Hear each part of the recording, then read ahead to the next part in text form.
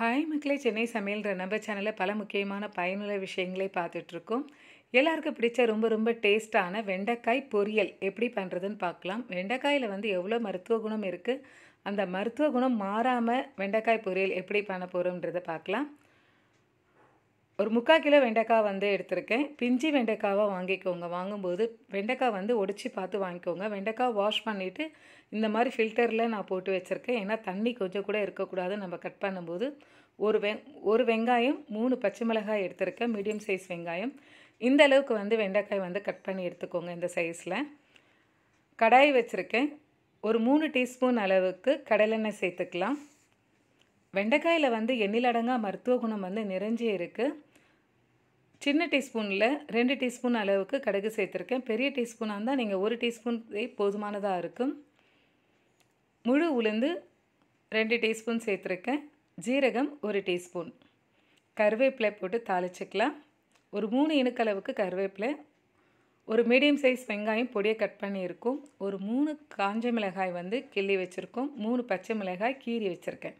பச்சை மிளகாய் கீரியே வச்சுக்கோங்க. பொடியாக நீங்கள் கட் பண்ண வேண்டியதில்லை. வெங்காயம் பொடியை கட் பண்ணிட்டு சேர்த்து நல்லா விதக்கி விட்டுக்கலாம். ஃபோலிக் ஆசிட் நிறைய அளவில் இருக்குது. வெண்டைக்காயில் விட்டமின் ஏ சத்து, விட்டமின் சி சத்து நிறைய இருக்குது. ஏ சத்து கண் சம்மந்தப்பட்டமான அனைத்து பிரச்சனையும் சரி பண்ணக்கூடியது. சி சத்து சர்மத்தை நல்ல பளபளப்பாகவும் ஷைனிங்காகவும் ஆக்கக்கூடிய சக்தி நிறைய இருக்குது. ஒரு 4-5 பல்லு பூண்டு தட்டி தோல் உரித்து தட்டி எடுத்துருக்கேன். அதையும் சேர்த்துக்கலாம். நச்சுக்களை முற்றிலுமாக அகற்றக்கூடிய மகா மருந்தாக வெண்டைக்காய் இருக்குது.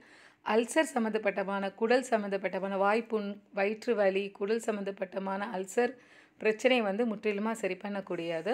ஒரு 1/4 டீஸ்பூன் அளவுக்கு மஞ்சப்பொடி சேர்த்துருக்கேன். ஆல் பர்பஸ் மிளகாய் பொடி ஒரு சின்ன டீஸ்பூனில் 1/4 டீஸ்பூன் சேர்த்துருக்கோம்.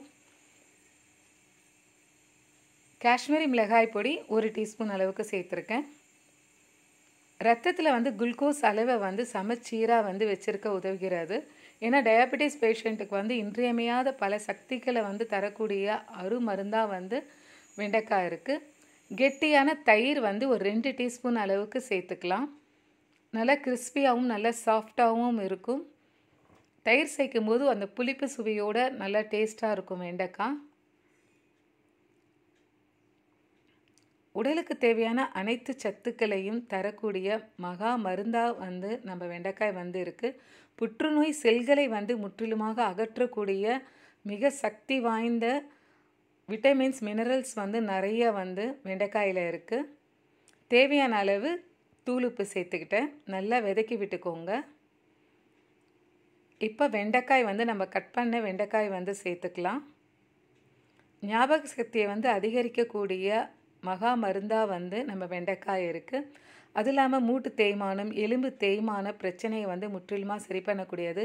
விரல் ஜாயிண்டில் இருக்கக்கூடிய அந்த எலும்புகளுக்கு வேண்டி இருக்க பசையும் ரொம்ப நம்ம கால் முட்டி தேய்மானத்தை சரி பண்ணக்கூடிய அந்த ஜெல்லி மாதிரி இருக்கிறது ரொம்ப அற்புதமான ஒரு மருத்துவ குணத்தோடு நம்ம வெண்டைக்காய் செஞ்சு சாப்பிடும்போது எண்ணிலடங்கா பல மருத்துவமும் நமக்கு கிடைக்குது. நல்ல ருசியும் நல்ல உணவோடு கூடிய மருந்தும் நமக்கு கிடைக்கிது.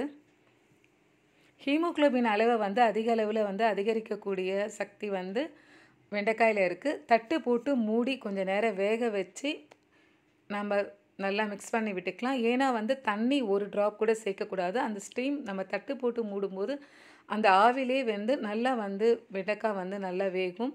சூப்பராக நல்லா ரெடி ஆகிட்டுருக்கு. நம்மளுடைய சேனலில் பல முக்கியமான விஷயங்களே பார்த்துட்ருக்கோம். நம்ம சேனல் பார்க்கும்போது ஸ்கிப் பண்ணாமல் பாருங்கள். ஏன்னா நிறைய விஷயங்கள் உங்களுக்கு இதில் சொல்லும்போது உங்களுக்கு பல விதத்தில் பயனுள்ளதாக இருக்கும். உங்களுக்கு ஞாபக மறதி கொஞ்சம் கம்மியாக இருந்ததுன்னா, நீங்கள் இப்போ குக் பண்ணும்போதே உப்பு போட்டோமா இல்லையான்னு ஒரு ஞாபக மறதி இருந்ததுனாக்கா, அடிக்கடிக்கு நீங்கள் நான் உப்பு போட்டாச்சு ஒரு 1 or 2 டைம்ஸ் நீங்கள் மெமரியில் சொல்லிகிட்டே இருக்கும்போது மறக்கவே மறக்காது. இந்த தோசை சிறுதானிய தோசை, தெனை, சாமை, குருணை, குதிரைவாரி எல்லாமே போட்டு அரைச்ச தோசை. அன்றைக்கி முட்டை பொடி மாஸ் பண்ணியிருந்தேன். முளைக்கீரை கடையல், வெண்டைக்காய் பொரியல், முட்டை பொடி மாஸ் பண்ணியிருந்தேன். இப்போ ஒரு கைப்பிடி அளவுக்கு வேர்க்கடலை நல்லா பொடி பண்ணி எடுத்துக்கோங்க.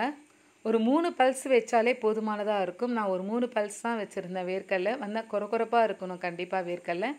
இப்போ சூப்பராக நம்ம வெண்டைக்காய் வந்து ரெடி ஆகிடுச்சு. கடைசியாக வந்து நம்ம பொடி பண்ண வேர்க்கடலையை வந்து போட்டுக்கலாம். கொரகொரப்பாக அரைச்ச வேர்க்கடலை.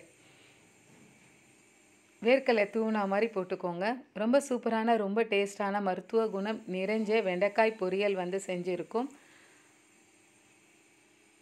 நிறைய மருத்துவ குணம் வந்து நிறைஞ்சிருக்க வெண்டைக்காயை வாரத்தில் கண்டிப்பாக ஒரு நாள், வாரத்தில் 2 நாள் கண்டிப்பாக நீங்கள் சேர்த்து சமைச்சு சாப்பிடும்போது ருசியோடு மருத்துவ குணத்தோடு நமக்கு பல நன்மைகள் அளிக்கக்கூடியது. தேங்க்யூ. வாழ்க வளமுடன்.